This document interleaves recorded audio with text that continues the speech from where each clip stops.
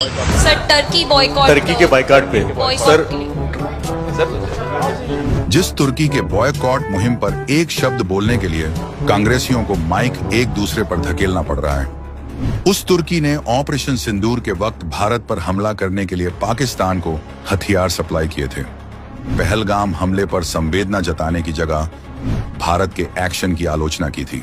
इस साल की शुरुआत में उसी तुर्की में कांग्रेस नेता और कर्नाटक के डिप्टी सीएम के शिव कुमार न्यू ईयर मनाने गए थे।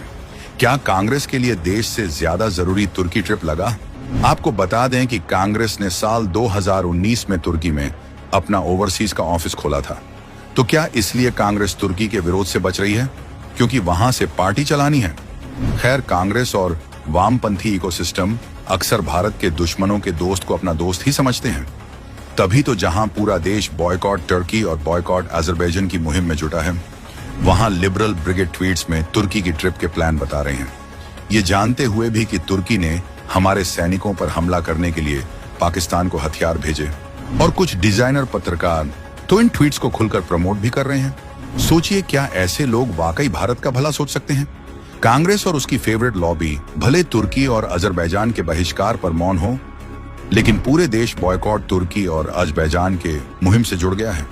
कारोबारी से लेकर ट्रैवल एजेंसी तक, सिंगर्स से लेकर टीवी जगत के एक्टर तक, हर कोई अपनी तुर्की ट्रिप को रद्द कर रहे हैं। पाकिस्तान का साथ दोनों देशों को पड़ेगा महंगा। CIT के अनुसार 2024 में तुर्की ने टूरिज्म से कमाए 5 लाख करोड़ रुपए। इसमें भारतीय पर्यटकों की संख्या थी करीब 3 लाख।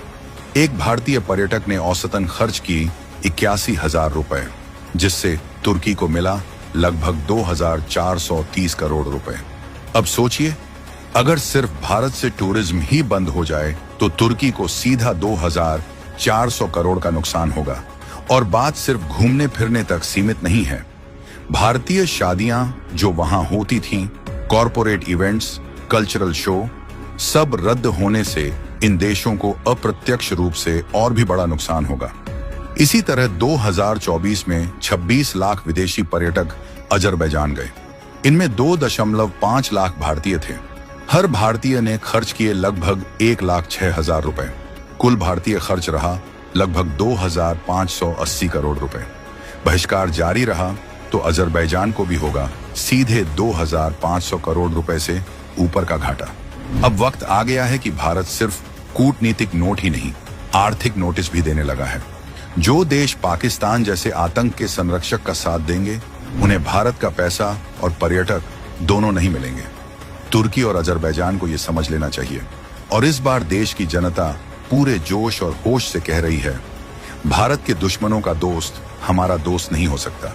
लेकिन ये बात कांग्रेस लिबरल इकोसिस्टम को कब समझ आएगी?